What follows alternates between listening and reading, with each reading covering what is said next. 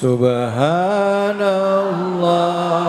walhamdulillah wa la ilaha illallah wallahu akbar wa la haula wa la quwwata illa billahil aliyyil azim.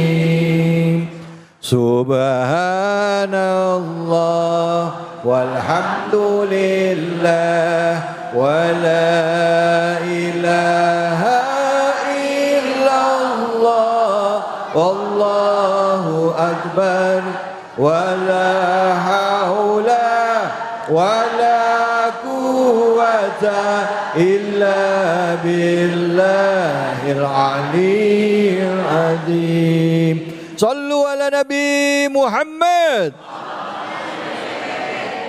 Alhamdulillahirabbil alamin. Pemirsa iNews dimanapun saja Anda berada, hari ini kami disiarkan langsung dari Masjid Al-Muhajirin Perumnas 1 Bekasi.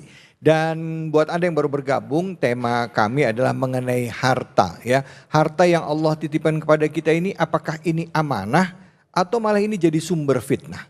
Tadi kami sudah mengulas membahasnya, yaitu dari surah Al-Isra ayat ke-26 dan 27. Tadi bicara mengenai bagaimana kita memberikan harta kita kepada kerabat kita, mengeluarkan harta kita kepada kerabat, kepada fakir miskin dan juga ibnu sabil ya. Dan di ayat selanjutnya yang akan kita bahas adalah ayat ke-28 dan 29, dan untuk kesempatan kedua ini akan kita dengarkan tausiah dari guru kita, yaitu Kiai Haji Nur Fadilah atau Ustadz Tile. Pada Ustadz Tile kabar, silakan. Fadol Kiai.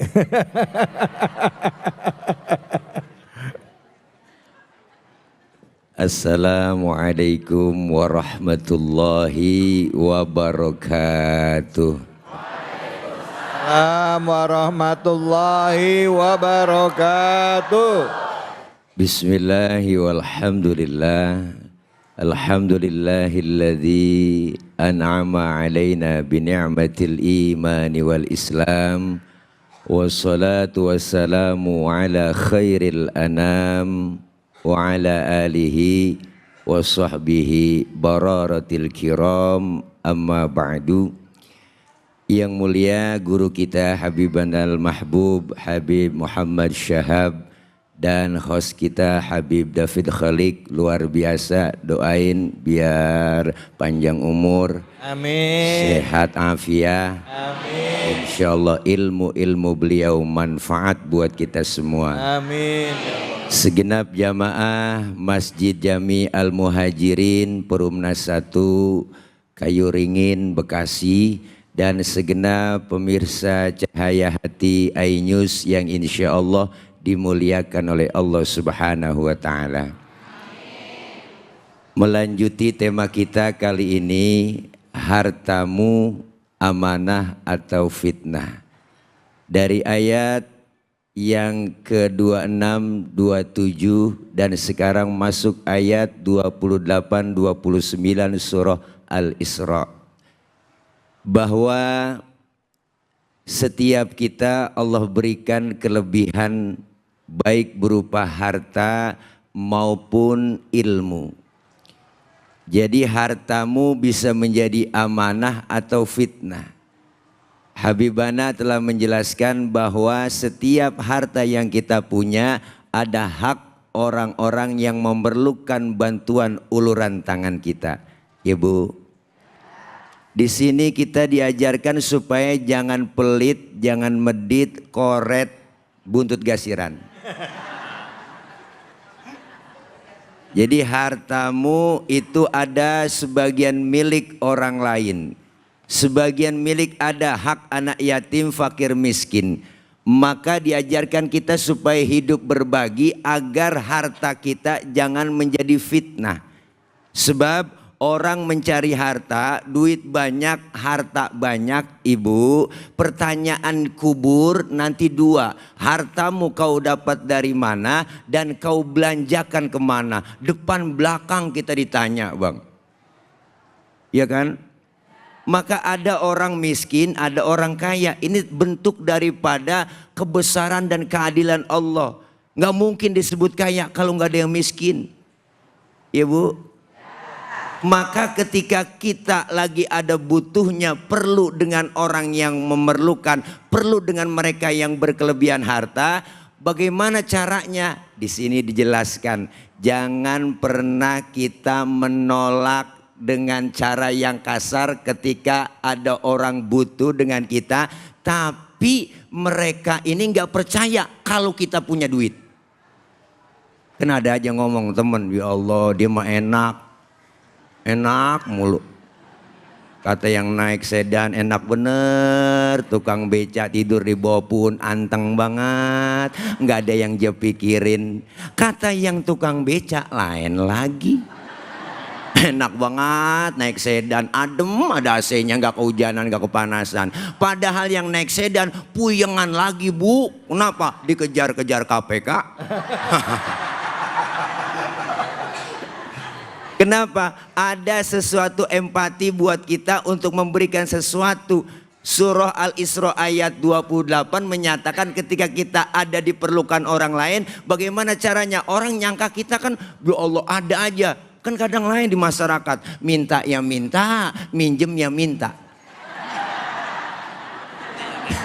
Ya Bu, keseringan minta malu ngomongnya, gue minjem dah sama lo. Tuh, padahal saya minjem, minta juga enggak ganti. Maka diajarkan kita berbagi. Artinya apa? Harta yang kita punya, kita miliki, ini semua haknya ada anak-anak yatim, fakir, miskin. Maka wahai kau orang-orang kaya, Rasulullah SAW, beliau itu kemuliaan akhlaknya dirawi kita baca. Wa yuhibbul fuqara awal masakin wa yajlisu ma'hum wa ya'udu mardahum. Beliau Rasul itu orangnya demen sama fakir miskin, duduk bareng sama orang miskin, nengokin orang miskin yang sakit. Nabi sama orang susah sayang. Makanya Nabi sampai berdoa Bu, Allahumma ja'alni miskinan wasyurni fi zumratil masakin. Ya Allah jadikan saya orang miskin, kumpulin nanti di akhirat bersama orang miskin. Tuh, ini doa yang gak pernah kita baca. Ayo, pernah doa begitu? Kita emang gak pakai doa begitu, emang udah turunan.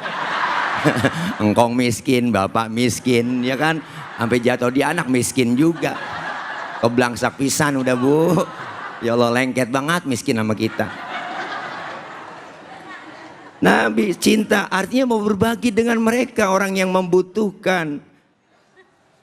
Bahkan Rasulullah Bu nyuruh kita, idza da'athul miskina ajaba. Kalau diundang sama orang miskin, buru-buru datang.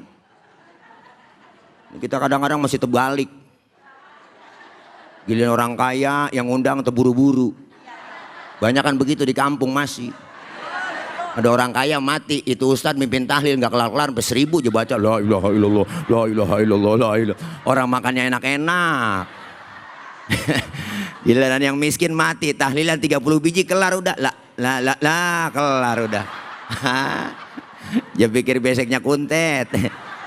Paling dalamnya telur ayam negeri sama bihun begitu. Iya. Allah bilang jangan kau jadikan tanganmu itu sebagai pengikat lehermu. Artinya apa? Jangan pelit Bu. Dan juga jangan terlalu loyar banget. Duit habis semuanya buat yang poya-poya. Kita diajarkan supaya apa? Yang berkelebihan bantu dengan yang kekurangan. Maka Rasulullah mengajarkan itu. Jangan sampai kita ini hidup nggak enak sendirian. Kaya disebut kaya, ada yang miskin disebut atasan, ada bawahan. Nggak mungkin Bu ada atasan kalau nggak ada bawahan. Lah coba ibu pakai baju atasan doang. Wah. Semua kita diajarkan melalui Quran, jangan pelit, jangan terlalu berlebihan, benar? Iya, bantu mereka. Makanya kalau ada orang kaya, duitnya banyak, hartanya banyak, pelit sama yatim, pelit sama orang miskin, ntar juga duitnya habis dimakan sama dokter. Iyalah, dia berobat kena gula, liver, jantung, stroke, ya kan. Mati enggak, hidup enggak, nangkrak aja di atas bale. Ya Allah, makan disuapin ya Bu. Digotong, pakai kursi roda, didorong, dijemur, 7:30 sampai 9 masukin lagi, ya kan. Pas jemur anaknya lupa ngangkat, yo. Anaknya main game aja. 11:30 baru ingat, ya Allah bapak belum keangkat. Bapaknya ulat kering. Dah, Masya Allah, kita hidup pengen berbagi.